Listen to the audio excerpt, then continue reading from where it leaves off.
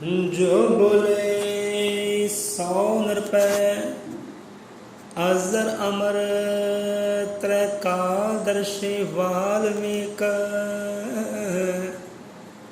दयावान जी की जय। साहिब सतगुरु सतगुरु ज्ञान नाथ महाराज जी की जय। साहिब सतगुरु सतगुरु हरिनाथ महाराज जी की जय। सर्वत साध संगत जी की जय।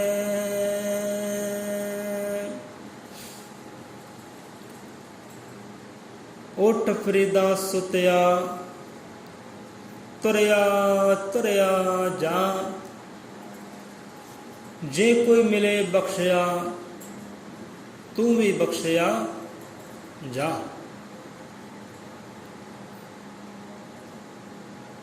सो शब्द गुरु सतगुਰਾਂ ਦੀ ਹਜ਼ੂਰੀ ਵਿੱਚ ਹਾਜ਼ਰ ਹੋਏ ਸਿੱਖ ਸੇਵਕਾਂ ਰੱਬ ਦੇ ਜੀਵਾਂ ਨੂੰ ਕੋਟਨ ਕੋਟ ਪ੍ਰਣਾਮ ਹੈ।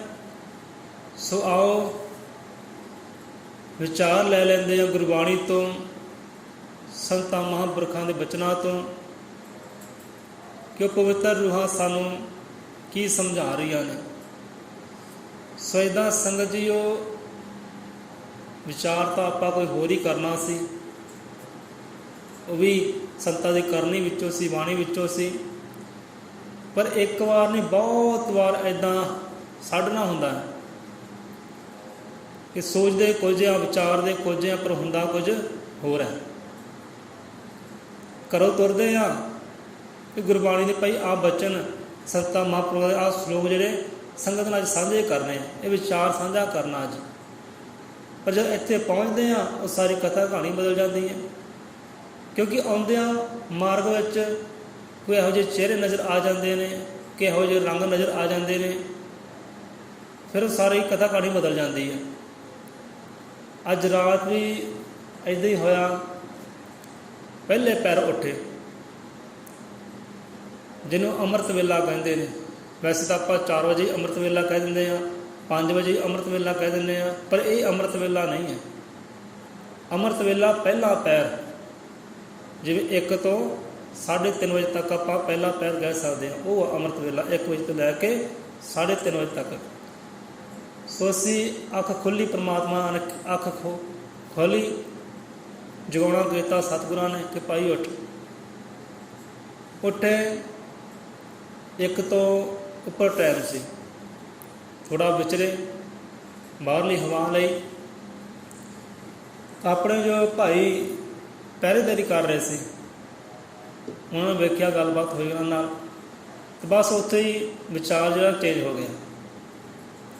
ਸਾਰੀ ਕਥਾ ਕਹਾਣੀ ਉੱਥੋਂ ਹੀ ਚੇਂਜ ਹੋ ਗਈ ਕਿ ਨਹੀਂ, ਅੱਜ ਇੱਥੇ ਵਿਚਾਰ ਕਰਦੇ ਹਾਂ ਅਤੇ ਕੀ ਸਮਝਾਉਣਾ ਕਰਦੀ ਹੈ ਬਾਣੀ।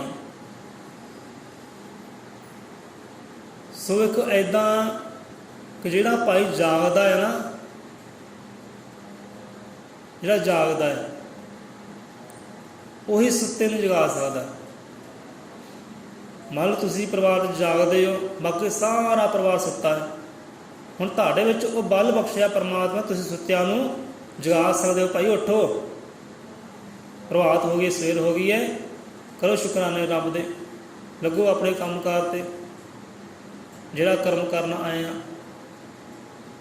ਕਿਉਂਕਿ ਜਾਗਦਾ ਹੋਇਆ ਜੀਵ ਹੀ ਸੁੱਤੇ ਨੂੰ ਜਗਾ ਸਕਦਾ ਹੈ। ਜਿਹੜਾ ਸੁੱਤਾ ਹੈ ਉਹਨੇ ਕੀ ਕਿਸੇ ਨੂੰ ਜਗਾਉਣਾ। ਸੋ ਪਹਿਰੇਦਾਰੀ ਕਰਦੇ ਭਾਈ ਜਾਨ। ਹੁਣ ਇੱਥੇ ਜਾਗਣਾ ਵੀ 2 ਤਰ੍ਹਾਂ ਦਾ ਹੈ।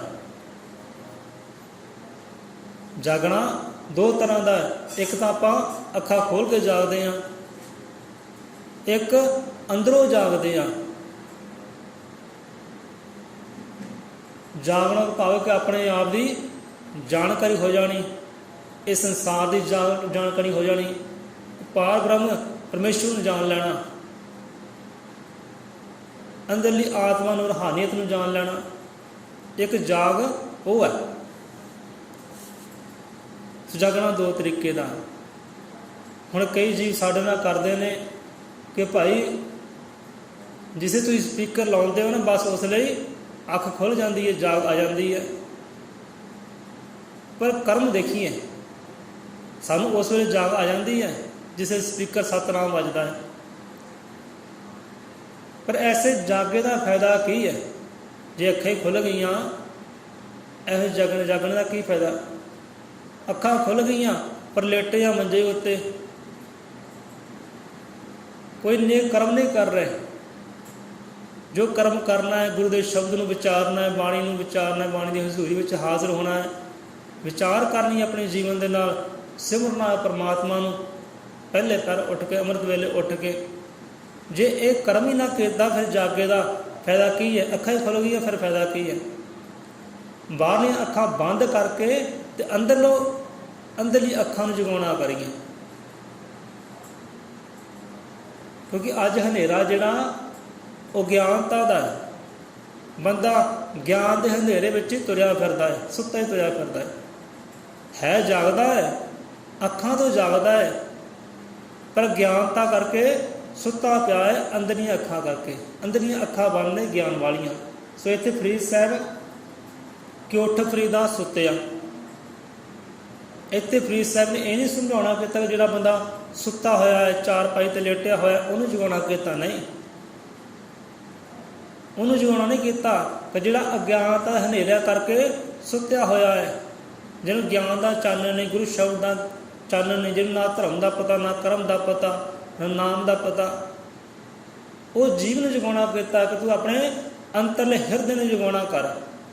ਉੱਠ ਉੱਠ ਫਰੀਦਾ ਸੁੱਤਿਆ, ਤੂੰ ਜਾਗਦਾ ਸੁੱਤਾ ਹੈ। ਅੱਖ ਖੋਲ੍ਹ ਕੇ ਤਾਂ ਵੇਖ, ਇਤਿਹਾਸ ਦੇ ਪੰਨਿਆਂ ਨੂੰ ਕਦੇ ਖੋਲ੍ਹ ਕੇ ਤਾਂ ਵੇਖ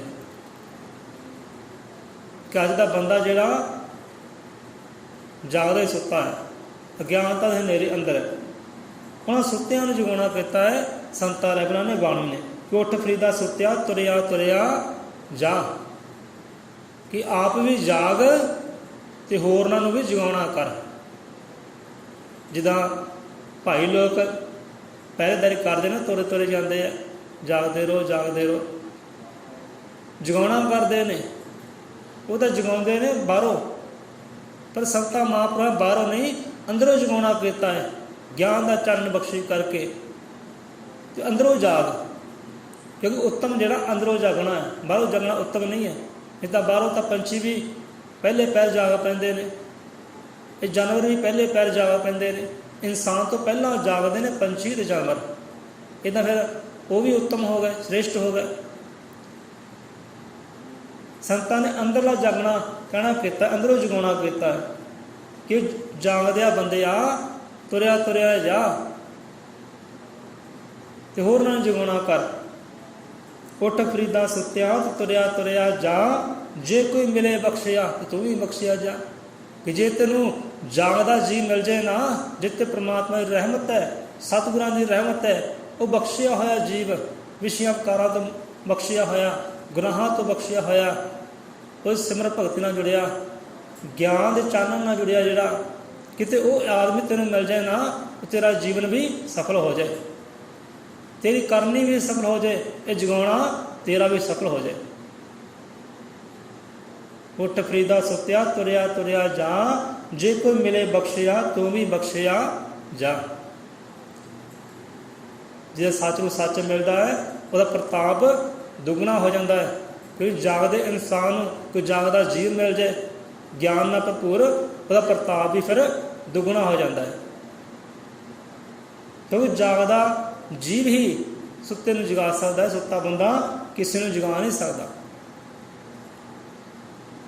ਸੋ ਇੱਥੇ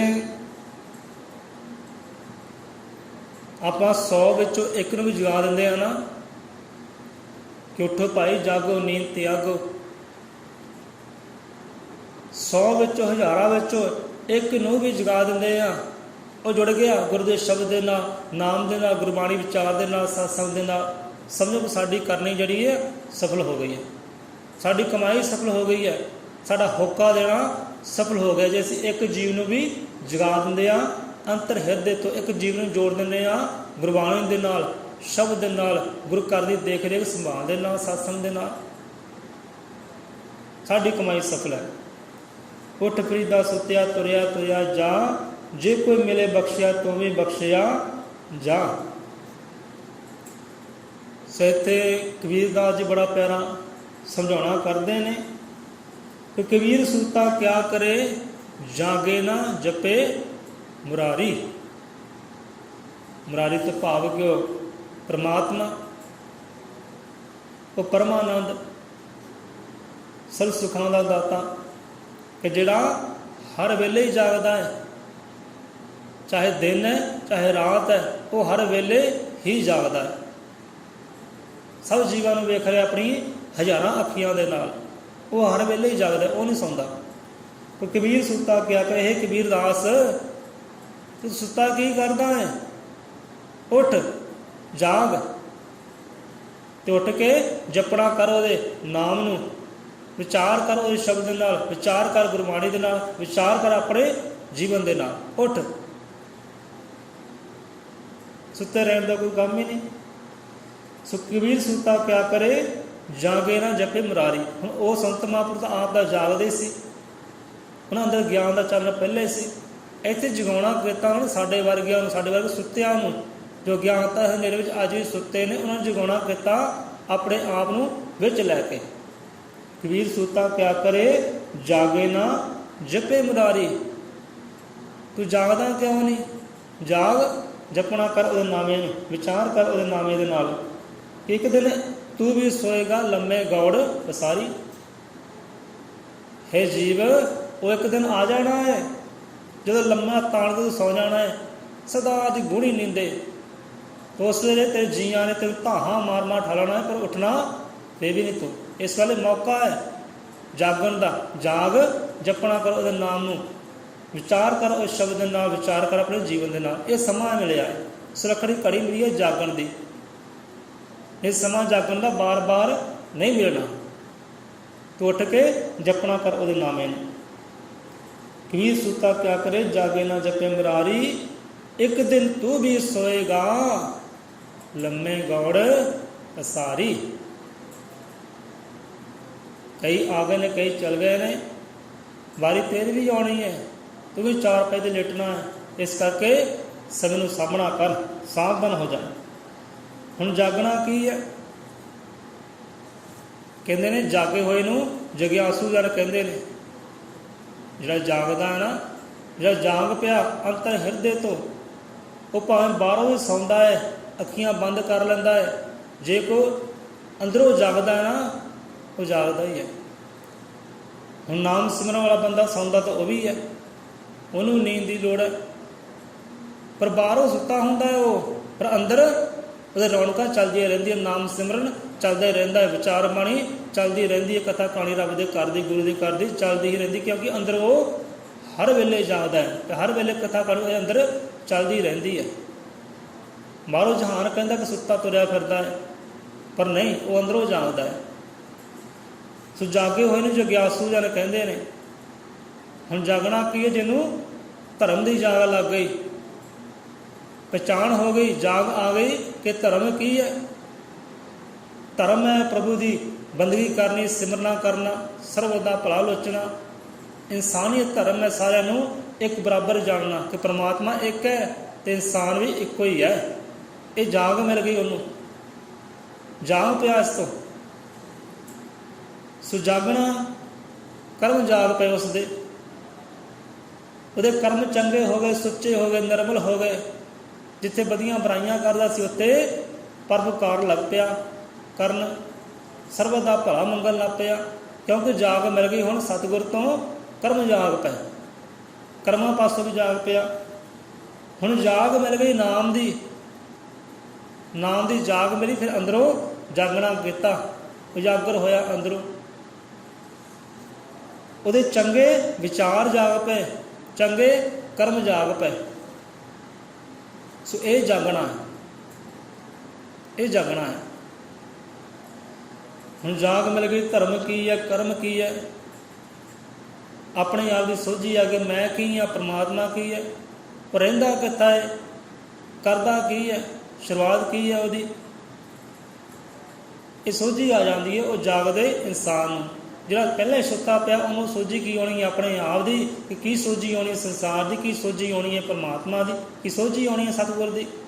ਉਹਨੂੰ ਸੋਝੀ ਨਹੀਂ ਆਉਂਦੀ, ਕਿਉਂਕਿ ਉਹ ਅਗਿਆਨ ਦਾ ਹਨੇਰੇ ਵਿੱਚ ਘੂਕ ਸੁੱਤਾ ਪਿਆ ਹੈ, ਘੂਕ ਸੁੱਤਾ ਪਿਆ ਹੈ। ਅੱਖਾਂ ਖੋਲ੍ਹ ਕੇ ਭਾਵੇਂ ਜਾਗਦਾ ਪਰ ਅੰਦਰੋਂ ਸੁੱਤਾ ਪਿਆ ਹੈ। ਜਿਹਨੇ ਆਪਣੇ ਆਪ ਦੀ ਪਛਾਣ ਕਰਵਾਉਣੀ ਹੈ ਉਹ ਜੰਗ ਨਹੀਂ ਖੁੱਲ੍ਹੀ। ਉਹਨਾਂ ਨੂੰ ਜਗਾਉਣਾ ਕੀਤਾ ਸੰਤਾਂ ਰਹਿਬਰਾਂ ਨੇ, ਉੱਠ ਫਰੀਦਾ ਸੁੱਤਿਆ ਤੁਰਿਆ ਤੁਰਿਆ ਜਾ, ਜੇ ਕੋਈ ਮਿਲੇ ਬਖਸ਼ਿਆ ਤੂੰ ਵੀ ਬਖਸ਼ਿਆ ਕਿ ਜਾ। ਤੂੰ ਵੀ ਜਾਗ ਤੇ ਹੋਰਨਾਂ ਨੂੰ ਵੀ ਜਗਾਉਣਾ ਕਰ, ਆਪ ਵੀ ਨਾਮ ਸਿਮਰਨਾ ਜੁੜ ਤੇ ਹੋਰਨਾਂ ਨੂੰ ਵੀ ਨਾਮ ਜਪਾਉਣਾ ਕਰ। ਤੂੰ ਵੀ ਬਖਸ਼ੀ ਜਾਏਗਾ ਤੇ ਅਗਲਾ ਜੀਵ ਵੀ ਬਖਸ਼ਿਆ ਜਾਏਗਾ। ਸੋਝੀ ਆ ਜਾਏਗੀ ਆਪਣੇ ਆਪ ਦੀ। ਸੋ ਇੱਦਾਂ ਹੀ ਇੱਕ ਮਹਾਰਾਜਾ ਬਾਦਸ਼ਾਹ ਦਰਵੇਸ਼, ਸੋ ਦਰਵੇਸ਼ ਆਪਾਂ ਨਹੀਂ ਲਾਉਂਦੇ, ਦਰਵੇਸ਼ ਸੰਤਾਂ ਨਾਲ ਲੱਗਦਾ, ਭਗਤਾਂ ਨਾਲ ਲੱਗਦਾ, ਰੱਬ ਦੇ ਪਿਆਰਿਆਂ ਨਾਲ ਲੱਗਦਾ। ਉਹ ਤਾਂ ਬਾਦਸ਼ਾਹ ਸੀ, ਵਧੀਆ ਬੁਰਾਈਆਂ ਕਰਨ ਵਾਲਾ, ਸੋ ਗੁਸਤਾਖੀ ਮਾਫ। ਸੋ ਇਹਦੇ ਸੰਤ ਮਹਾਂਪੁਰਖ ਸੰਸਾਰ ਵਿੱਚ ਵਿਚਰ ਰਹੇ ਨੇ, ਬੜੇ ਮਹਾਨ ਯੋਗੀ ਨੇ, ਕਰਮ ਯੋਗੀ ਨੇ, ਪਵਿੱਤਰ ਰੂਹ ਹੈ, ਸੰਸਾਰ 'ਚ ਵਿਚਰਦੀ ਹੈ, ਰੱਬ ਦਾ ਨਾਮਾ ਜਪਦੀ ਹੈ ਤੇ ਨਾਮ ਜਪਾਉਂਦੀ ਹੈ, ਆਪ ਵੀ ਜਾਗਦਾ ਹੈ ਤੇ ਹੋਰਨਾਂ ਨੂੰ ਜਗਾਉਣਾ ਕਰ ਰਿਹਾ ਹੈ। ਉਹ ਸੰਤ ਪੁਰਖ, ਤੁਸੀਂ ਵਿਚਾਰ ਕਰਨੀ ਉਹ ਸੰਤ ਕੌਣ ਹੈ, ਸੋਚਿਓ ਕਿਤੇ ਦਿਮਾਗ ਦੇ ਨਾਲ, ਕੋਈ ਸੰਤ ਕੌਣ ਹੈ। ਸੋ ਸੰਸਾਰ ਵਿੱਚ ਵਿਚਰ ਰਹੇ ਨੇ ਸੰਤ ਲੋਕ। ਇੱਦਾਂ ਹੀ ਵਿਚਦਿਆਂ ਵਿਚਦਿਆਂ ਕਿਸੇ ਸ਼ਹਿਰ ਵਿੱਚ ਜਾਂਦੇ ਨੇ, ਉੱਥੋਂ ਦਾ ਬਾਦਸ਼ਾਹ ਖਬਰ ਮਿਲੀ ਕਿ ਹਾਂ ਵੀ ਸਾਡੇ ਲੋਕ ਵਿੱਚ ਕੋਈ ਫਕੀਰ ਆਇਆ, ਸੰਤ ਆਇਆ, ਬੜਾ ਨਾਵਾਂ ਉਹਦਾ ਸੁਣਿਆ। ਕਹਿਣਾ ਕੀਤਾ ਆਪਣੇ ਸੈਨਿਕਾਂ ਨੂੰ ਕਿ ਜਾਓ ਭਾਈ, ਆਪਣੇ ਨਗਰ ਵਿੱਚ ਸ਼ਹਿਰ ਵਿੱਚ ਇੱਕ ਫਕੀਰ ਆਇਆ, ਸੰਤ ਆਇਆ ਹੈ, ਪੀਰ ਆਇਆ ਹੈ, ਜਾਓ ਪੀਰ ਨੂੰ ਲੈ ਕੇ ਆਓ, ਆਪਾਂ ਸਵਾਲ ਜਵਾਬ ਕਰਨੇ ਨੇ। ਸੁਣਿਆ ਬਹੁਤ ਕਰਨੀ ਵਾਲਾ ਪੀਰ ਹੈ, ਸੰਤ ਹੈ। ਸੋ ਬੁਲਾਉਣਾ ਕੀਤਾ ਗਿਆ ਸੰਤਾਂ ਰਹਿਬਰਾਂ ਨੂੰ। ਸੰਤ ਰਹਿਬਰ ਆਪਣੇ ਸਿੱਖ ਸੇਵਕਾਂ ਦੇ ਨਾਲ ਆਏ, ਹਾਜ਼ਰ ਹੋਏ, ਪ੍ਰਲਾਮ ਦੁਆ ਹੋਈ, ਸਲਾਮ ਹੋਈ ਅਤੇ ਬਾਦਸ਼ਾਹ ਕਹਿਣ ਲੱਗਾ, ਜੋ ਹੰਕਾਰਿਆ ਹੋਇਆ ਸੀ, ਅਗਿਆਨ ਦਾ ਹਨੇਰੇ ਵਿੱਚ ਸੁੱਤਾ ਹੋਇਆ ਸੀ, ਕਿ ਕਹਿਣ ਲੱਗੇ ਮਹਾਂਪੁਰਖੋ, ਫਕੀਰ ਲੋਗੋ, ਪੀਰੋ, ਸਾਡੇ 3 ਸਵਾਲ ਨੇ, ਸਾਡੇ 3 ਸਵਾਲ ਨੇ, ਇਹਦਾ ਸਾਨੂੰ ਉੱਤਰ ਦਿਓ। ਕਿਉਂਕਿ ਜਿਹੜਾ ਜਾਗਦਾ ਹੈ ਨਾ ਉਹੀ ਦੂਸਰੇ ਨੂੰ ਜਗਾ ਸਕਦਾ ਹੈ, ਜਿਹਨੂੰ ਆਪਣੇ ਆਪ ਦੀ ਸੋਝੀ ਹੈ ਉਹੀ ਦੂਜੇ ਨੂੰ ਸਮਝਾ ਸਕਦਾ ਹੈ। ਸਾਨੂੰ 3 ਸਵਾਲਾਂ ਦੇ ਉੱਤਰ ਦਿਓ, ਜੇ ਉੱਤਰ ਸਹੀ ਹੋਣਗੇ ਤੇ ਤੁਹਾਡੀ ਆਪਾਂ ਸੇਵਾ ਕਰਾਂਗੇ, ਬੰਦਗੀ ਕਰਾਂਗੇ, ਪੀਰ ਮੰਨਾਂਗੇ, ਆਪ ਨੂੰ ਸੰਤ ਮੰਨਾਂਗੇ, ਵਾਹ ਵਾਹ ਹੋਏਗੀ ਆਪ ਦੀ। ਅਰ ਧਿਆਨ ਕਰੋ, ਜੇਕਰ ਉੱਤਰ ਸਹੀ ਨਾ ਹੋਏ ਫਿਰ ਤੁਹਾਨੂੰ ਸੂਲੀ ਚੜ੍ਹਨਾ ਪਏਗਾ, ਫਾਂਸੀ ਕਬੂਲ ਕਰਨੀ ਪਏਗੀ, ਜੇ ਉੱਤਰ ਨਾ ਸਹੀ ਹੋਏ। ਇਹੋ ਜਿਹਾ ਉਹ ਵਧੀਆਂ ਬੁਰਾਈਆਂ ਵਾਲਾ ਬਾਦਸ਼ਾਹ ਸੀ, ਹੰਕਾਰਿਆ ਹੋਇਆ। ਤੇ ਸੰਤ ਮਹਾਂਪੁਰਖ ਕਹਿਣ ਲੱਗੇ ਕਿ ਭਾਈ ਅਸੀਂ ਸੰਸਾਰ ਦੇ ਆਏ ਹਾਂ, ਲੋਕਾਂ ਦੇ ਜਵਾਬ ਦੇਣ ਹੀ ਆਏ ਹਾਂ, ਜਵਾਬ ਹੀ ਦੇਣਾ ਸਾਡਾ ਕੰਮ ਹੈ, ਇਹ ਸਾਡਾ ਕਰਮ ਹੈ, ਤੁਸੀਂ ਸਵਾਲ ਕਰੋ। ਉਸ ਜੀ ਬਾਦਸ਼ਾਹ ਨੇ ਸਵਾਲ ਕੀ ਕੀਤਾ, ਕਹਿੰਦੇ ਸਾਨੂੰ ਦੱਸੋ ਕਿ ਪਰਮਾਤਮਾ ਦੀ ਸ਼ੁਰੂਆਤ ਕੀ ਹੈ। ਕਹਿੰਦੇ ਨਾ ਜਿਹੜਾ ਜਾਗ ਪੈਂਦਾ ਨਾ ਅੰਦਰ ਤੋਂ, ਉਹਨੂੰ ਸੋਝੀ ਆ ਜਾਂਦੀ ਹੈ ਕਿ ਪਰਮਾਤਮਾ ਦੀ ਸ਼ੁਰੂਆਤ ਕੀ ਹੈ, ਰਹਿੰਦਾ ਕਿੱਥੇ ਤੇ ਕਰਦਾ ਕੀ ਹੈ, ਉਹਨੂੰ ਸੋਝੀ ਆ ਜਾਂਦੀ ਹੈ। ਧਰਮ ਕੀ ਹੈ, ਕਰਮ ਕੀ ਹੈ, ਉਹਨੂੰ ਸੋਝੀ ਆ ਜਾਂਦੀ ਹੈ। ਸੋ ਇੱਥੇ ਹੀ ਬਾਦਸ਼ਾਹ ਕਹਿਣ ਲੱਗਾ, ਫਕੀਰੋ ਸਾਨੂੰ ਦੱਸੋ ਕਿ ਪਰਮਾਤਮਾ ਦੀ ਸ਼ੁਰੂਆਤ ਕੀ ਹੈ। ਹੁਣ ਆਪਾਂ ਵਿਚਾਰ ਕਰੀਏ ਕਿ ਜਿਸ ਜੀਵ ਦੀ ਭਾਈ ਸ਼ੁਰੂਆਤ ਹੈ, ਭਾਵ ਕਿ ਜਨਮ ਹੈ, ਜਿਹਦਾ ਜਨਮ, ਜਿਹਦੀ ਸ਼ੁਰੂਆਤ ਹੈ, ਉਹਦਾ ਮਰਨ ਵੀ ਹੈ, ਉਹਦੀ ਮੌਤ ਵੀ, ਉਹਦਾ ਅੰਤ ਵੀ ਹੈ। ਕੋਈ ਵੀ ਜੀਵ ਲੈ ਲਓ, ਜਿਹਦੀ ਸ਼ੁਰੂਆਤ ਹੈ। ਹੁਣ ਪੇੜ ਪੌਦਿਆਂ ਦੀ ਵੀ ਸ਼ੁਰੂਆਤ ਹੈ, ਪੰਛੀ ਪਖੀਰੂਆਂ ਦੀ ਵੀ ਸ਼ੁਰੂਆਤ ਹੈ, ਜਾਨਵਰਾਂ ਦੀ ਵੀ ਸ਼ੁਰੂਆਤ ਹੈ, ਸਾਡੀ ਵੀ ਸ਼ੁਰੂਆਤ ਹੈ, ਤੁਹਾਡੀ ਵੀ ਸ਼ੁਰੂਆਤ ਹੈ, ਅਤੇ ਸਾਡਾ ਅੰਤ ਵੀ ਹੈ, ਤੁਹਾਡਾ ਵੀ ਅੰਤ ਹੈ। ਤੇ ਪਰਮਾਤਮਾ ਹੁਣ ਉਹਦੀ ਸ਼ੁਰੂਆਤ ਕੀ ਹੈ?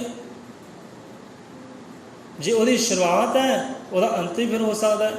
ਪ੍ਰਬਾਣੀ ਕਹਿੰਦੀ, ਗੁਰੂ ਮਹਾਰਾਜ ਕਹਿੰਦੇ ਉਹਦਾ ਅੰਤ ਕੋਈ ਹੈ ਨਹੀਂ, ਕਿਉਂਕਿ ਉਹਦੀ ਸ਼ੁਰੂਆਤ ਹੀ ਹੈ ਨਹੀਂ ਗੀ। ਉਹਨੂੰ ਆਦਿ ਪੁਰਖ ਕਿਹਾ ਜਾਂਦਾ ਹੈ।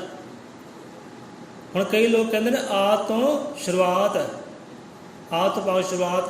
ਆਦਿ ਤੋਂ ਭਾਵ ਸ਼ੁਰੂਆਤ ਨਹੀਂ, ਆਦਿ ਤੋਂ ਭਾਵ ਪਹਿਲ ਹੈ, ਪਹਿਲਾ ਹੈ, ਸ੍ਰੇਸ਼ਟ ਹੈ, ਉੱਤਮ ਹੈ, ਮੁਖੀਆ ਹੈ, ਆਗੂ ਹੈ, ਸਰਦਾਰ ਹੈ, ਸ਼ਹਿਨਸ਼ਾਹ ਸੇ ਸ਼ਹਿਨਸ਼ਾਹ, ਉਹ ਹੈ ਆਦਿ। ਹੁਣ ਕਈ ਵਾਰ ਇੱਦਾਂ ਹੁੰਦਾ, ਪਦਾਰਥ ਲਿਖਦੇ ਹਾਂ, ਆਹ ਫਲਾਨਾ ਪਦਾਰਥ ਲੈ ਕੇ ਆਈ ਪਈ, ਪਰ ਐਂਡ 'ਤੇ ਲਿਖ ਦਿੰਦੇ ਹਾਂ ਆਦਿ। ਆਦਿ ਤੋਂ ਭਾਵ ਕਿ ਇਸ ਤੋਂ ਹੋਰ ਵੀ ਹੋ ਸਕਦਾ ਪਦਾਰਥ, ਇਸ ਮਗਜ 'ਚ ਪਾਉਣ ਵਾਲਾ ਹੋਰ ਵੀ ਪਦਾਰਥ ਹੋ ਸਕਦਾ ਹੈ, ਆਦਿ। ਸੋ ਪਰਮਾਤਮਾ ਆਦਿ ਹੈ, ਪਰ ਉਹ ਤੋਂ ਨਾ ਤਾਂ ਅੱਗੇ ਹੈ ਤੇ ਨਾ ਕੋਈ ਪਿੱਛੇ ਹੈ, ਉਹ ਇਕੱਲਾ ਹੀ ਹੈ, ਉਹਦੀ ਸ਼ੁਰੂਆਤ ਹੈ ਨਹੀਂ। ਸੋ ਬਾਦਸ਼ਾਹ ਨੇ ਕਹਿਣਾ ਕੀਤਾ ਕਿ ਪਰਮਾਤਮਾ ਦੀ ਸ਼ੁਰੂਆਤ ਕੀ ਹੈ, ਇਹ ਸਾਨੂੰ ਜਵਾਬ ਦਿਓ। ਹੁਣ ਸੰਤ ਫਕੀਰ ਲੋਕ, ਪੀਰੋ ਮੁਰਸ਼ਦ ਕਹਿਣ ਲੱਗੇ ਚਲੋ ਗਿਣਤੀ ਕਰੋ, ਜੋ ਵੀ ਤੁਸੀਂ ਸਵਾਲ ਕਰੋਗੇ ਉਹਦਾ ਜਵਾਬ ਤੁਹਾਡੇ ਕੋਲ ਹੀ ਹੈ, ਸਾਡੇ ਕੋਲ ਨਹੀਂ ਹੈ। ਉੱਤਰ ਮਿਲ ਜਾਏਗਾ, ਤੁਸੀਂ ਗਿਣਤੀ ਕਰੋ, 10 ਤੱਕ ਗਿਣਤੀ ਕਰੋ। 1 2 3 4 5 6 ਹੋਇਆ। ਪਹਿਲੀ ਵਾਰ ਗਿਣਤੀ ਕੀਤੀ 1 ਤੋਂ ਲੈ ਕੇ 10 ਤੱਕ। ਸਾਈਂ ਲੋਕ, ਪੀਰੋ ਮੁਰਸ਼ਿਦ ਕਹਿਣ ਲੱਗੇ ਕਿ ਨਹੀਂ, ਤੇਰੀ ਗਿਣਤੀ ਗਲਤ ਹੈ, ਦੁਬਾਰਾ ਕਰ। ਦੁਬਾਰਾ ਕੀਤੀ 1 2 3 4 5 6 10। ਫਿਰ ਮਹਾਰਾਜ ਕਹਿਣ ਲੱਗੇ, ਸੰਤ ਕਹਿਣ ਲੱਗੇ ਨਹੀਂ ਭਾਈ ਤੇਰੀ ਗਿਣਤੀ ਗਲਤ ਹੈ, ਤੂੰ ਗਲਤ ਗਿਣਤੀ ਕਰਦਾ ਹੈ, ਦੁਬਾਰਾ ਕਰ।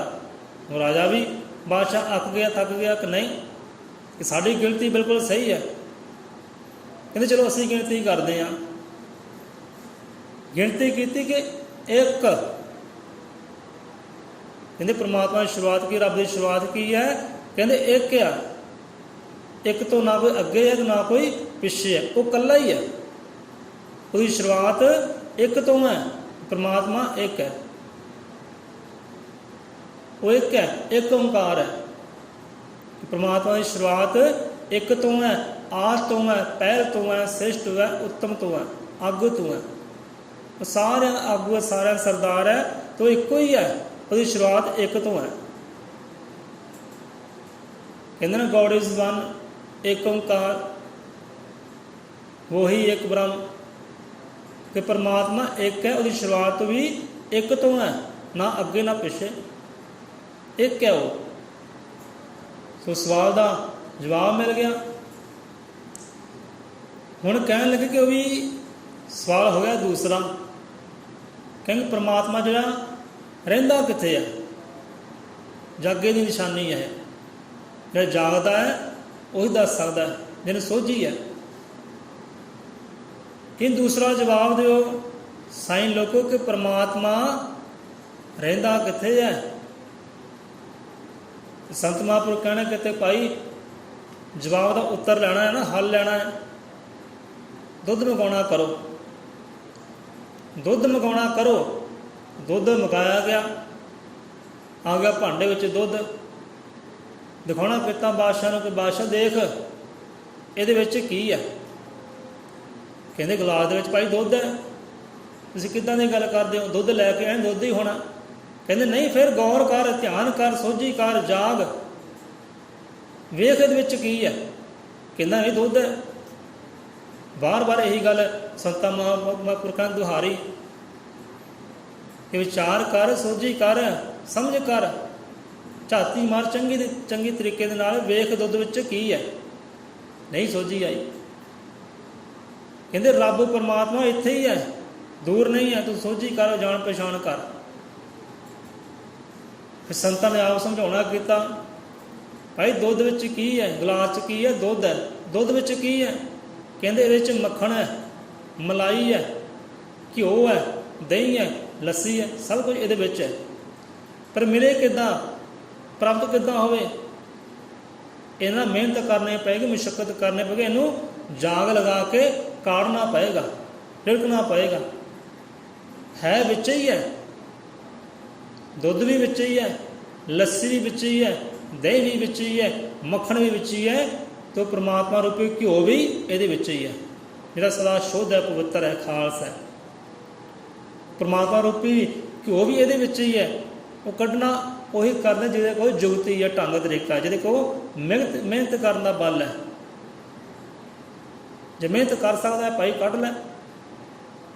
ਇੱਦਾਂ ਹੀ ਜਿਵੇਂ ਦੁੱਧ ਦੇ ਅੰਦਰ ਪਦਾਰਥ ਹੈ, ਇੱਦਾਂ ਹੀ ਹਰ ਜੀਵ ਦੇ ਅੰਦਰ ਪ੍ਰਮਾਤਮਾ ਆਪ ਲੁਕਿਆ ਹੋਇਆ, ਛੁਪਿਆ ਹੋਇਆ, ਵੱਖ ਬਸ ਵੇਖਣ ਵਾਲੀ ਨਜ਼ਰ ਹੋਣੀ ਚਾਹੀਦੀ ਹੈ। ਜੋ ਤਰੀਕਾ ਹੋਣਾ ਚਾਹੀਦਾ ਉਹਨੂੰ ਪ੍ਰਤੱਖ ਕਰਨ ਦਾ। ਇਹ ਵੀ ਸਵਾਲ ਹੱਲ ਹੋ ਗਿਆ। ਕਹਿੰਦੇ ਠੀਕ ਹੈ ਜੀ, ਠੀਕ ਹੈ, ਹੋ ਗਈ ਪ੍ਰਾਪਤੀ ਕਿ ਪ੍ਰਮਾਤਮਾ ਰਹਿੰਦਾ ਕਿੱਥੇ ਹੈ? ਹਰ ਜੀਵ ਦੇ ਅੰਦਰ ਹੀ ਆ। ਜੁਗਤੀ ਹੋਵੇ, ਢੰਗ ਤਰੀਕਾ ਹੋਵੇ ਉਹਨੂੰ ਪ੍ਰਤੱਖ ਕਰਨ ਦੀ। ਤੀਸਰਾ ਸਵਾਲ ਆ ਗਿਆ। ਬਾਦਸ਼ਾਹ ਕਹਿੰਦੇ ਕਿ ਤੀਸਰਾ ਸਵਾਲ ਦਾ ਹੁਣ ਜਵਾਬ ਦਿਓ ਕਿ ਪ੍ਰਮਾਤਮਾ ਜਿਹੜਾ ਰੱਬ ਅੱਲਾਹ ਤਾਲਾ ਕਰਦਾ ਕੀ ਹੈ, ਕੀ ਕਰਦਾ ਹੈ ਉਹ, ਇਹ ਸਾਨੂੰ ਜਵਾਬ ਦਿਓ। ਤੇ ਸੰਤ ਮਹਾਂਪੁਰਖ ਪੀਰ ਮੁਰਸ਼ਿਦ ਕਹਿਣ ਲੱਗੇ, ਜੇ ਸਵਾਲ ਦਾ ਜਵਾਬ ਲੈਣਾ ਹੈ ਕਿ ਜਿੱਥੇ ਅਸੀਂ ਖੜ੍ਹੇ ਹਾਂ ਸਾਡੇ ਨਾਲ ਬਰਾਬਰ ਖੜ੍ਹਾ ਹੋਣਾ ਪੈਣਾ ਹੈ। ਆਪਣੇ ਸਿੰਘਾਸਨ ਨੂੰ ਛੱਡ ਕੇ ਸਾਡੇ ਬਰਾਬਰ ਖੜ੍ਹਾ ਹੋ, ਫਿਰ ਤੈਨੂੰ ਜਵਾਬ ਮਿਲ ਜਾਏਗਾ। ਹੋ ਸਕਦਾ ਹੈ? ਕਹਿੰਦੇ ਹਾਂਜੀ ਹੋ ਸਕਦੇ, ਕੋਈ ਵੱਡੀ ਗੱਲ ਨਹੀਂ। ਹੁਣ ਬਾਦਸ਼ਾਹ ਹੰਕਾਰਿਆ ਹੋਇਆ ਅਗਿਆਨਤਾ ਦੇ ਹਨੇਰੇ ਵਿੱਚ ਖੜ੍ਹਾ ਹੋ ਕੇ ਸੰਤਾਂ ਦੇ ਬਰਾਬਰ ਖੜ੍ਹਾ ਹੋ ਗਿਆ। ਸੰਤਾਂ ਨੇ ਕੀਤਾ ਕੀ ਹੈ? ਆਪ ਉੱਠੇ ਨੇ, ਖੜ੍ਹੇ ਹੋਏ ਨੇ ਅਤੇ ਸਿੰਘਾਸਨ 'ਤੇ ਬੈਠ ਗਏ ਨੇ। ਬਾਦਸ਼ਾਹ ਕਹਿਣਗੇ ਭਾਈ ਇਹ ਕੀ, ਇਹ ਸਿੰਘਾਸਨ ਸਾਡਾ ਹੈ, ਪਦਵੀ ਸਾਡੀ ਹੈ, ਤੁਹਾਨੂੰ ਕਹਿੰਦੇ ਹੱਕ ਦਿੱਤਾ ਬੈਠਣ ਦਾ। ਕਹਿੰਦੇ ਸੰਤ ਲੋਕ ਕਿ ਬਾਦਸ਼ਾਹ ਤੁਸੀਂ ਸਵਾਲ ਕੀਤਾ ਸੀ ਨਾ ਕਿ ਪ੍ਰਮਾਤਮਾ ਕਰਦਾ ਕੀ ਹੈ? ਉਹ ਕੋਈ ਕਰਮ ਕਰਦਾ ਵੀ ਜਾਂ ਵਿਹਲੇ ਹੀ ਬੈਠਾ ਹੈ? ਵਿਹਲੇ ਹੀ ਬੈਠੇ ਜਾਂ ਕੋਈ ਕਰਮ ਵੀ ਕਰਦਾ ਹੈ? ਆ ਜੋ ਕੀਤਾ ਹੈ ਇਹ ਅਸੀਂ ਨਹੀਂ ਕੀਤਾ, ਹੈ ਪਰਮਾਤਮਾ ਨੇ ਕੀਤਾ ਹੈ। ਕਿ ਨੀਚੋਂ ਊਚ ਕਰਨ ਵਾਲਾ ਉਹ ਪਰਮਾਤਮਾ ਹੈ, ਗਿਆਨੀ ਤੋਂ ਵਿਗਿਆਨੀ ਕਰਨ ਵਾਲਾ ਉਹ ਪਰਮਾਤਮਾ ਹੈ, ਇਨਸਾਨ ਤੋਂ ਦੇਵਤਾ ਕਰਨ ਵਾਲਾ ਉਹ ਪਰਮਾਤਮਾ ਹੈ, ਭਿਖਾਰੀ ਤੋਂ ਰਾਜਾ ਦਰਵੇਸ਼ ਕਰਨ ਵਾਲਾ, ਬਾਦਸ਼ਾਹ ਕਰਨ ਵਾਲਾ ਉਹ ਪਰਮਾਤਮਾ ਹੈ। ਆਹ ਕੀਤਾ ਹੈ ਪਰਮਾਤਮਾ ਨੇ, ਇਹ ਕੰਮ ਕਰਦਾ ਹੈ ਉਹ।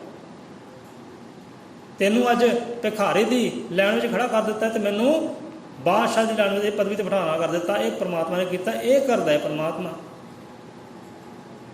ਫਿਰ ਸੋਝੀ ਆਈ, ਫਿਰ ਇੱਥੇ ਬਸ ਨਹੀਂ, ਫਿਰ ਅਨੇਕਾਂ ਸਵਾਲ ਉਸ ਬਾਦਸ਼ਾਹ ਨੇ ਕੀਤੇ, ਅਨੇਕਾਂ ਸਵਾਲ। ਤਾਂ ਹਰ ਸਵਾਲ ਦਾ ਹੁਣ ਸੰਤਾਂ ਨੇ ਉੱਤਰ ਵੀ ਦਿੱਤਾ ਬੜੇ ਢੁਕਵੇਂ ਤਰੀਕੇ ਦੇ ਨਾਲ, ਸੋਹਣੇ ਤਰੀਕੇ ਦੇ ਨਾਲ। ਕਿਉਂਕਿ ਜਿਹੜਾ ਜਾਗਦਾ ਹੈ ਉਹੀ ਦੂਜੇ ਨੂੰ ਜਗਾ ਸਕਦਾ ਹੈ। ਸੋ ਜਗਾਉਣਾ ਕੀਤਾ ਸੰਤਾਂ ਰਹਿਬਰਾਂ ਨੇ ਉਹ ਬਾਦਸ਼ਾਹ ਨੂੰ, ਜਿਹੜਾ ਅਗਿਆਨਤਾ ਦੇ ਹਨੇਰੇ ਵਿੱਚ ਸੁੱਤਾ ਪਿਆ ਸੀ ਘੂਕ। ਦੱਸਣਾ ਕੀਤਾ ਕਿ ਪ੍ਰਮਾਤਮਾ ਦੀ ਸ਼ੁਰੂਆਤ ਕੀ ਹੈ, ਪ੍ਰਮਾਤਮਾ ਰਹਿੰਦਾ ਕਿੱਥੇ ਹੈ ਅਤੇ ਪ੍ਰਮਾਤਮਾ ਕਰਦਾ ਕੀ ਹੈ। ਇਹ ਸੋਝੀ ਉਹ ਜੀਵ ਨੂੰ ਆ ਜਾਂਦੀ ਹੈ ਜਿਹੜਾ ਅੰਦਰੋਂ ਜਾਗ ਪੈਂਦਾ ਹੈ। ਸੋ ਇਸ ਕਰਕੇ ਜਾਗਣਾ ਕਰੀਏ, ਜਾਗਣਾ ਕਰੀਏ। ਹੁਣ ਬੰਦਾ ਹੁੰਦਾ ਕੀ ਹੈ, ਬੰਦਾ ਕਰਦਾ ਕੀ ਹੈ? ਹੁਣ ਪ੍ਰਮਾਤਮਾ ਰਹਿੰਦਾ ਕਿੱਥੇ ਹੈ? ਪ੍ਰਮਾਤਮਾ ਰਹਿੰਦਾ ਕਿਤੇ ਹੈ?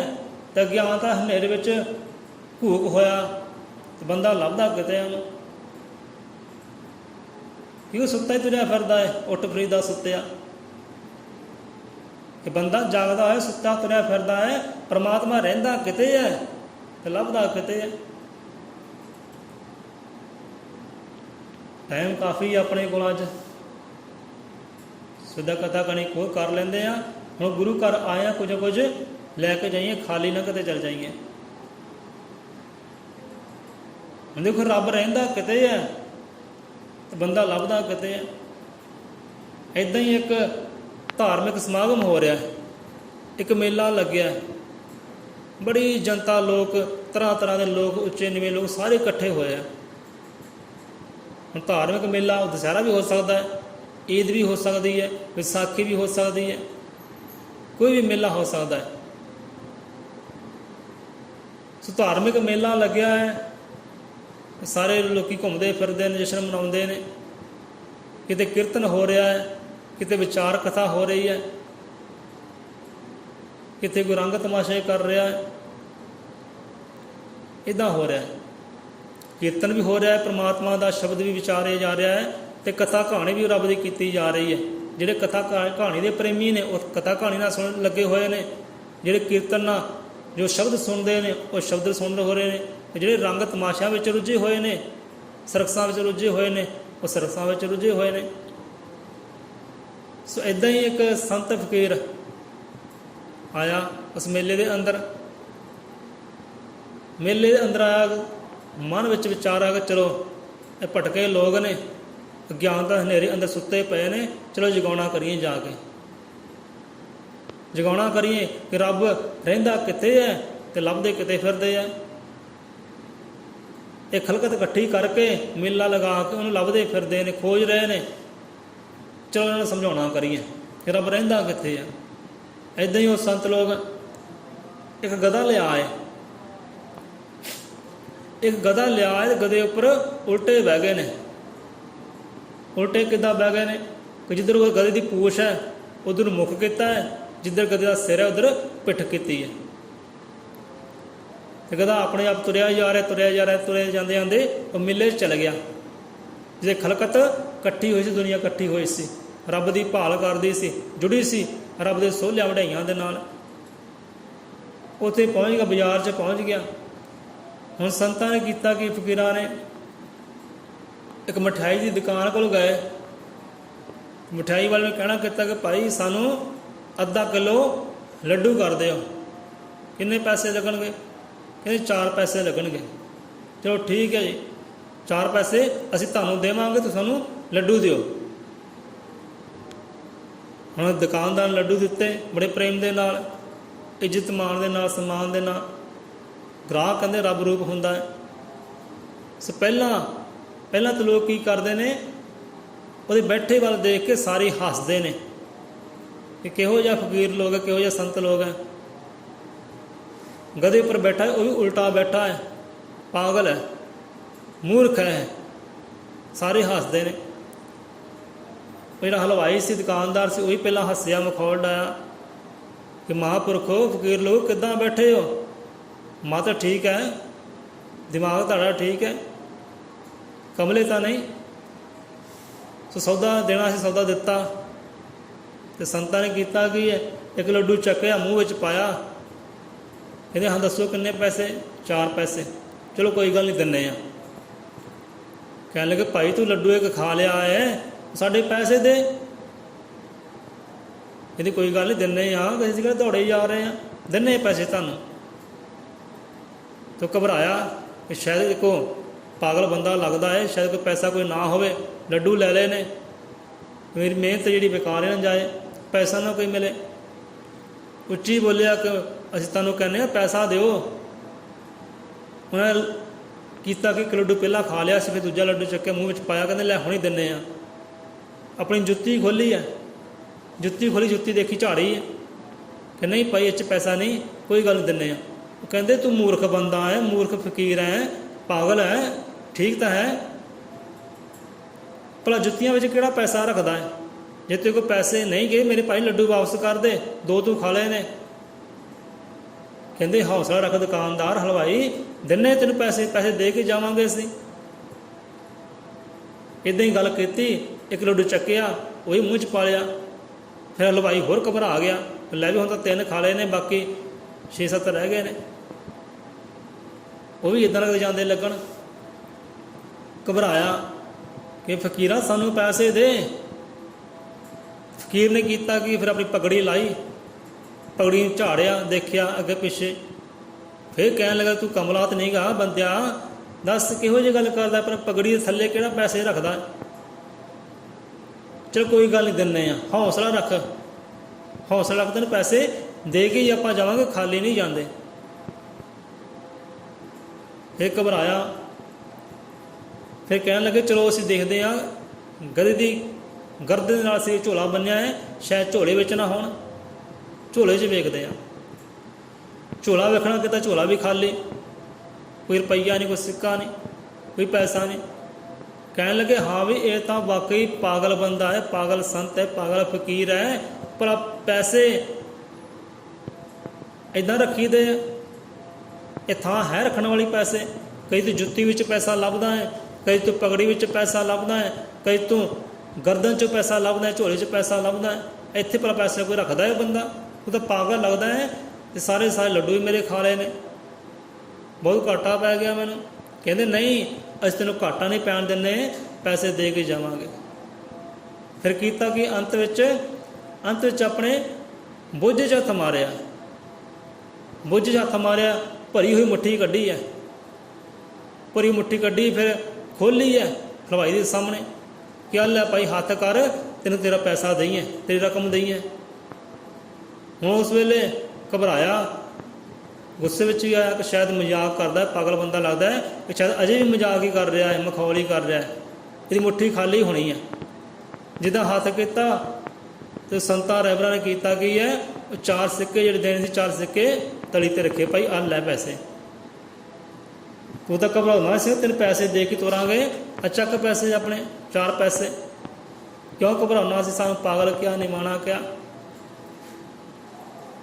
ਪੈਸੇ ਦਿੱਤੇ, ਕਹਿਣ ਲੱਗੇ ਆ ਸਾਰੇ ਲੋਕ, ਸਾਡਾ ਜ਼ਮਾਨਾ ਸਾਡੇ 'ਤੇ ਹੱਸਦਾ ਸੀ, ਸਾਨੂੰ ਪਾਗਲ ਕਹਿੰਦਾ ਸੀ।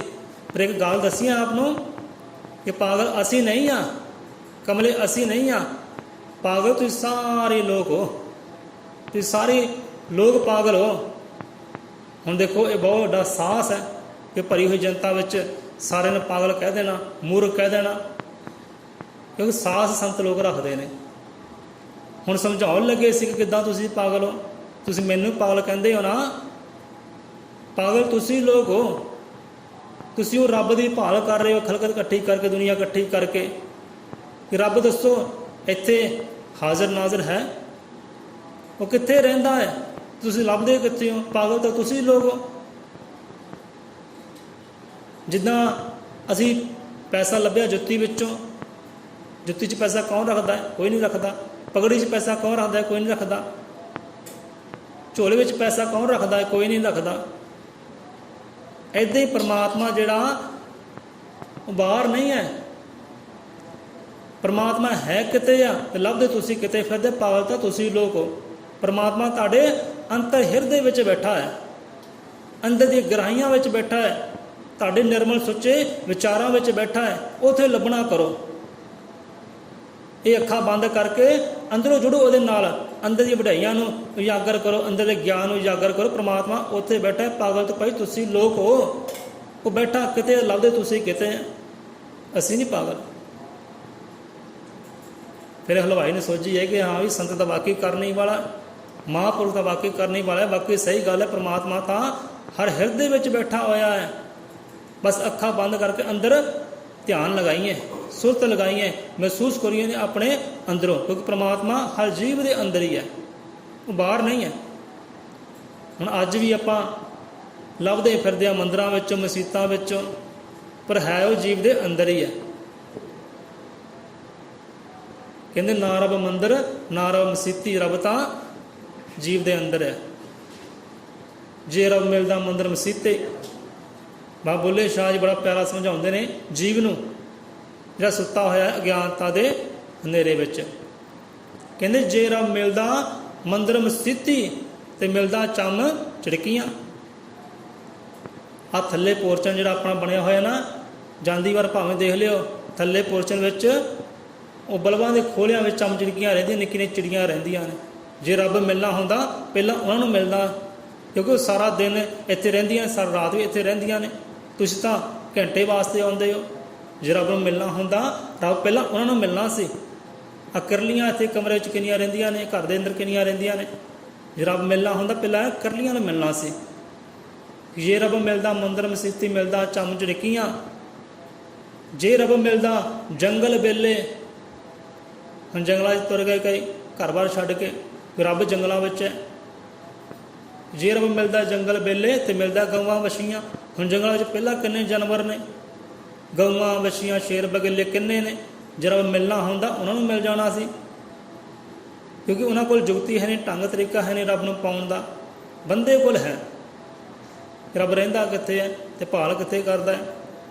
ਜੇ ਰੱਬ ਮਿਲਦਾ ਮੰਦਰ ਮਸੀਤੀ ਮਿਲਦਾ ਚੰਮ ਚਿੜਕੀਆਂ। ਜੇ ਰੱਬ ਮਿਲਦਾ ਜੰਗਲ ਵੇਲੇ ਮਿਲਦਾ ਗਊਆਂ ਵਛੀਆਂ। ਕਿ ਜੇ ਰੱਬ ਮਿਲਦਾ ਨਹਾਤਿਆਂ ਧੋਤਿਆਂ। ਲੈ ਵੀ ਸਰੀਰ ਨੂੰ ਸ਼ੁੱਧ ਕਰ ਲਓ, ਪਵਿੱਤਰ ਕਰ ਲਓ, ਨਹਾ ਲਓ, ਧੋ ਲਓ, ਸਾਫ ਸੁਥਰਾ ਹੋ ਜਾਓ, ਰੱਬ ਦੀ ਪ੍ਰਾਪਤੀ ਹੋ ਜਾਏਗੀ। ਹੁਣ ਨਹਾਉਣ ਦੀ ਗੱਲ ਹੋਵੇ ਤਾਂ ਬੰਦੇ ਕਈ ਲੋਕ ਗੰਗਾ 'ਤੇ ਨਹਾਉਂਦੇ ਨੇ, ਕਈ ਪੰਛੀ ਕਈ ਬਾਹਰ ਹੀ ਬਰਸਾਤਾਂ ਵਿੱਚ ਗਿੱਲੇ ਭਿੱਜਦੇ ਰਹਿੰਦੇ ਨੇ। ਰੱਬ ਮਿਲਣਾ ਹੁੰਦਾ ਉਹਨਾਂ ਨੂੰ ਮਿਲ ਜਾਣਾ ਸੀ। ਜੇ ਰੱਬ ਮਿਲਦਾ ਨਹਾਤਿਆਂ ਧੋਤਿਆਂ ਤੇ ਮਿਲਦਾ, ਇਹਨਾਂ ਨੂੰ ਮਿਲਦਾ, ਇਹਨਾਂ ਜਾਨਵਰਾਂ ਨੂੰ ਮਿਲ ਜਾਂਦਾ, ਇਹਨਾਂ ਪੇੜ ਪੌਦਿਆਂ ਨੂੰ ਮਿਲ ਜਾਂਦਾ। ਜੇ ਰੱਬ ਮਿਲਦਾ ਨਹਾਤਿਆਂ ਨੂੰ ਉੱਤੇ, ਤੇ ਮਿਲਦਾ ਡੱਡੂ ਮੱਛੀਆਂ। ਹੁਣ ਡੱਡੂ ਜਿਹੜਾ ਸਾਰਾ ਦਿਨ ਪਾਣੀ 'ਚ ਰਹਿੰਦਾ, ਮੱਛੀ ਸਾਰਾ ਦਿਨ ਪਾਣੀ 'ਚ ਰਹਿੰਦੀ, ਦਿਨ ਰਾਤ ਪਾਣੀ 'ਚ ਰਹਿੰਦੀ, ਰੱਬ ਮਿਲਣਾ ਹੁੰਦਾ ਉਹਨੂੰ ਮਿਲ ਜਾਣਾ ਸੀ। ਕਿ ਬੁੱਲੇ ਸ਼ਰਬ ਉਹਨਾਂ ਨੂੰ ਮਿਲਦਾ, ਨੀਤਾਂ ਜਿਨ੍ਹਾਂ ਦੀਆਂ ਸੱਚੀਆਂ, ਜਿਨ੍ਹਾਂ ਦੇ ਵਿਚਾਰ ਸੱਚੇ ਨੇ, ਵਿਚਾਰ ਨਿਰਮਲ ਨੇ, ਵਿਚਾਰ ਪਵਿੱਤਰ ਨੇ, ਵਿਚਾਰ ਉੱਚੇ ਨੇ, ਗਿਆਨ ਵਾਲੇ ਨੇ, ਜਿਹੜੇ ਜਿਨ੍ਹਾਂ ਅੰਦਰ ਗਿਆਨ ਦਾ ਪ੍ਰਕਾਸ਼ ਹੈ, ਰੱਬ ਉਹਨਾਂ ਨੂੰ ਮਿਲਦਾ ਹੈ। ਜਿਹੜੇ ਜਾਗ ਪਏ ਨੇ ਅੰਦਰੋਂ, ਰੱਬ ਉਹਨਾਂ ਨੂੰ ਮਿਲਦਾ ਹੈ। ਕਿਉਂ ਜਾਗ ਆ ਗਈ, ਜਾਗ ਮਿਲ ਗਈ ਨਾਮ ਦੀ। ਹੁਣ ਪਤਾ ਲੱਗ ਗਿਆ ਰੱਬ ਰਹਿੰਦਾ ਕਿੱਥੇ, ਉਹ ਸਾਡੇ ਅੰਦਰ ਹੀ ਹੈ। ਕਿਤੇ ਮਨ ਨੂੰ ਇਕਾਗਰਤਾ ਕਰੀਏ, ਮਨ ਨੂੰ ਸ਼ਾਂਤ ਕਰੀਏ, ਮਨ ਨੂੰ ਟਿਕਾਊ ਵਿੱਚ ਲਿਆਈਏ, ਉਹਨੂੰ ਅੰਦਰੋਂ ਮਹਿਸੂਸ ਕਰੀਏ ਕਿ ਉਹ ਅੰਦਰ ਹੀ ਹੈ, ਉਹ ਅੰਦਰ ਹੀ ਹੈ। ਸੋ ਇੱਥੇ ਆਪਾਂ ਲੈਂਦੇ ਹਾਂ ਵਿਸ਼ਰਾਮ। ਸੋ ਮਹਾਰਾਜ ਸਭ ਜੀਵਾਂ ਨੂੰ ਧਰਮ ਦੀ ਜਾਗ ਬਖਸ਼ਿਸ਼ ਕਰੇ, ਨਾਮ ਦੀ ਜਾਗ ਬਖਸ਼ਿਸ਼ ਕਰੇ, ਚੰਗੇ ਵਿਚਾਰਾਂ ਦੀ ਜਾਗ ਬਖਸ਼ਿਸ਼ ਕਰੇ, ਨਾਮ ਦੀ ਜਾਗ ਦੀ ਬਖਸ਼ਿਸ਼ ਕਰੇ। ਜਗਾਉਣਾ ਕਰੇ ਮਹਾਰਾਜ ਅੰਦਰਲੀਆਂ ਗਹਿਰਾਈਆਂ ਤੋਂ ਸਭ ਜੀਵਾਂ ਨੂੰ। ਬਾਹਰੋਂ ਨਾ ਜਾਗੇ ਰਹੀਏ, ਅੰਦਰੋਂ ਵੀ ਜਾਗਣਾ ਕਰੀਏ। ਗੁਰੂ ਦੀ ਰਹਿਮਤ ਸਦਕਾ ਕਿਰਪਾ